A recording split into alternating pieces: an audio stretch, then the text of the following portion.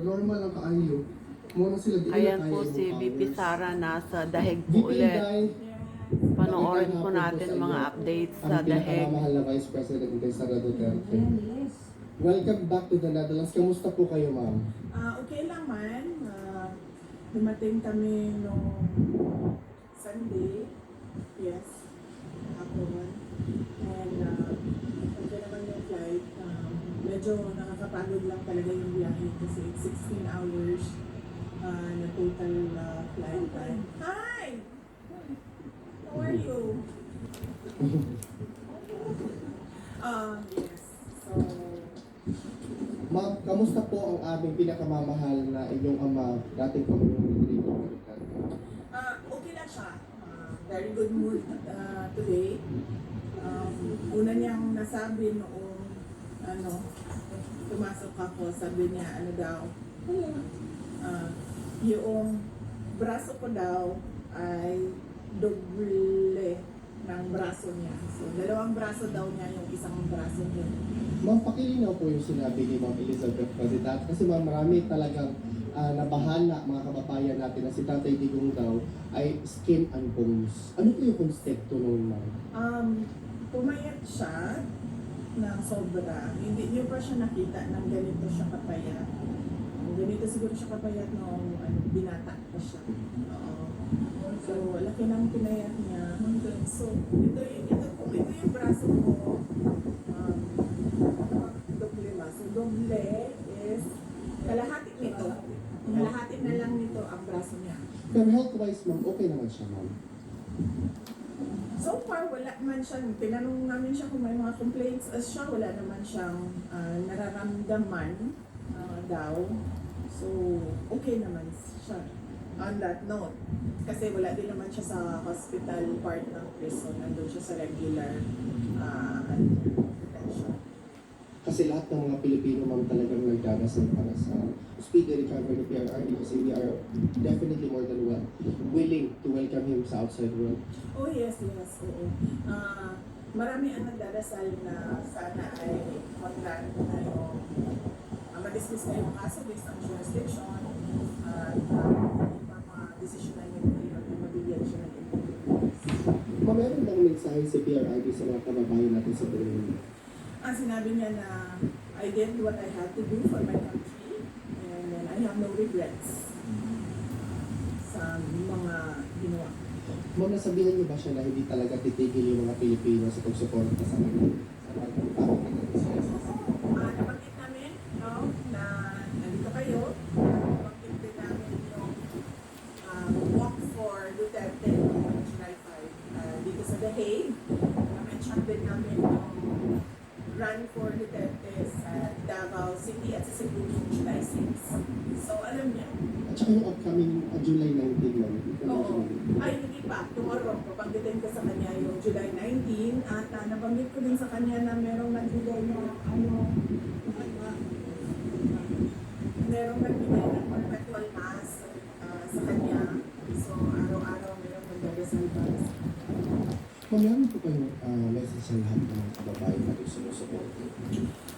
Unang-una, syempre, ang mensahe ng pagpapasalamat. So, lagi pag-utulot yung pagpapasalamat namin sa ating mga kababayan sa buong mundo sa pagpapakita nila ng suporta at pagmamahal kay dating Pangulong Rodrigo Duterte at naiintindihan namin yung pag-aalala nila dahil yun din yung pag-aalala namin dahil sa kanyang edad, dahil sa kanyang health at naiintindihan din namin yung frustration nila sa kaso nito dahil wala naman talagang basehan yung kaso kaya sana ay ma-dismiss na siya doon sa petition sa jurisdiction. Ma'am, on another note, ano po yung opinion niyo sa sinabi ni Senator Subirin na yung impeachment against you is a witch hunt pala? Sorry. Witch hunt. Hindi siya witch hunt. Oo, pinag-record yun na. Ginabarang na yun kumaw. No? Because you're a diamond, ma'am, it's just na nag-bounce back lang sa ilahan. Correct. Dili ko nalayo ng witchcraft na ba? Kay doon na ako niabot na gid sila sa witchcraft sa ilang hatuan. Sa ilang kagustuhan na Ma-impeach ko ma'am.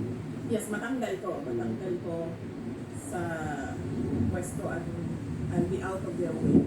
Wala ko ay, witch hunt. Well, obvious naman na, no? Makita ninyo ito. Unang-una makikita ninyo nung budget hearing last year, no? Na ang lahat ng tanong nila ay tungkol confidential funds lang.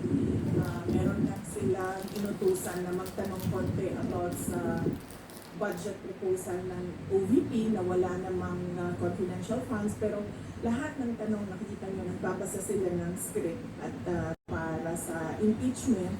At kung maalala ninyo, ang presiding member ng House noon ay si President Stella Kimbo. At sinabi niya talaga, on record na, let's get to our plan.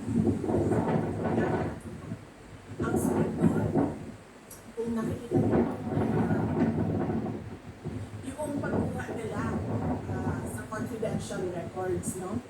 Sa Commission on Audit, ang ginamit nila is order galing sa House of Representatives.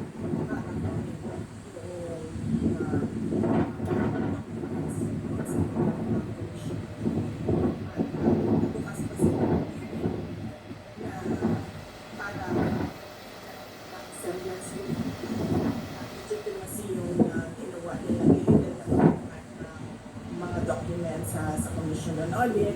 At nakita ninyo, nung wala na silang maitanong, dahil wala ka namang makikitang pagkakamalit sa ginawa, ay lumipat na sila doon sa impeachment puno. At nakita ninyo, doon sa impeachment puno nila, nakaapat sila na articles of impeachment dahil hindi nila talaga magawang mabuo ng isang complaint na makatotohanan at meron talagang mga credible na evidence. So, hindi na yan siya lingid sa kaalaman ng karamihan ng ating mga kababayan. Kita nila kung ano nangyari. On a different topic. Okay lang. Ano ma'am, my question kasi is that tinanong ko Attorney Kaufman, ano ang reaction niya sa sinabi ng Secretary of Justice Remulla na allegedly na-destroy na yung evidence kaya hindi na sila makapag-file to sa local court sa Pilipinas and they're ceding the issue or the situation dito sa ICC. Sinabi ni Attorney Kaufman po na as far as destroying evidence is concerned, wala mong ginawa si PRRD because that is a criminal offense. Ano po yung reaction ninyo ma'am sa statement ni Secretary Remulla na walang daw evidence? A lot of Filipinos are thinking, if there are no evidence in the Philippines, what kind of evidence will be presented before the ICC? Gawa talaga na ebidensya. At yung ibang ebidensya nila, meron din tayong ebidensya na kinuha yun by force or intimidation or harassment of individuals. So, makikita din natin yun soon, very soon. Will you be attending the SONA meeting? Of course not. No SONA for me. Kasi confirm na yung ano natin, Korea natin na Filipino community natin. Bukod po dito sa The Hague, do you intend to visit other places in your district? Wala po. Dito lang kami sa Hague, sa duration ng duty ko. So July, ano ba? Kailan pa dumating? July 5 hanggang July 23 yung sa akin. And then, darating sa susunod si Halilet. So actually, dito po kayo sa SONA? Hindi. Oo. Kasi July 23 ako alis ng Hague. So dito lang kami. And kasi inaano namin yung 4 days a week na kasi yung bisita. So, minamaximize namin yung grant ng detention unit na 4 times a week pwede kasi. Your reaction po na gobyerno ng Pilipinas nagagastos para sa apat na witnesses by way of cooperating with the ICC? Well, nakakalungkot. Dahil unang-una, Pero meron sila ngayong witnesses na kaya naman nila pala bayaran ano yun, yung pagbabiyahe. Pero nakakalungkot kasi sobrang bagal ng galaw nila para sa ating mga kababayan na naiipit sa kaguluhan sa Iran at sa Israel. Kaya kaya nakikita natin at nakikita ng taong bayan nasaan ba talaga yung priorities ng administration na ito. Apparently puro political lang yung paninira na sa politika lang yung kanilang prioridad at hindi yung mga mamamayan. Ma'am, on a different, parang susundan ko yung question, ma'am, by the way. Sinabi po ni President Duterte, President Marcos, na i-stop na daw po natin yung pamumulitika at it's now time for us to work. Siguro tumingin siya sa salamin, no? Pag sinasabi niya yung stop na ang pamumulitika kasi sila yung namumulitika. Ang ginagawa lang namin lahat ay sumasagot kami, di ba? Attorney Harry Roque, ikaw isang biktima ka din. Dahil you are known to be an ally and a very close tumigil para at sila yung nasa administrasyon, sila yung tumigil at sila yung tumutok sa kung ano yung dapat na ibigay para sa taong bayan. Yung special affirmative defenses po sa impeachment, no, yung hindi pwede mag-carry over at saka barred na impeachment complaint, how confident are you that the Senate also first before hearing the individual items of impeachment? Paniwala ko naman, madami sa kanila ang abogado doon and syempre yung iba ay supported by lawyers as well. Unahin muna nila yung pagdesisyon doon sa question ng validity of the complaints and yung crossover ng trial from the 19th to the 20th Congress. Yung notice of disallowance po sa fourth quarter ng confidential fund na pending appeal, wala pa pong resolution ng appeal. Wala pa kami na i-check ko sa Office of the Vice President. Thank you, ma'am. Okay. I know you've answered it already, but Tatay Digo, how is he? So si PRD, kanina, no, ipa-expound kung ano yung skin and bones, payat siya, at sobrang payat niya na hindi niyo pa siya nakita na ganito kapayat. Siguro nakita ko siyang ganito kapayat nung binata pa siya and sa photo, nung binata pa siya. Yung kanyang braso ay kalahati lang ng braso ko. So ganyan siya kapayat. But para sa akin lang he looks good na payat siya kesa sa yung ano siya, malaki ang tiyan, tapos parang unhealthy tingnan at mukhang nakakatakot para sa kanyang heart. So, I like him this way. Medyo slim.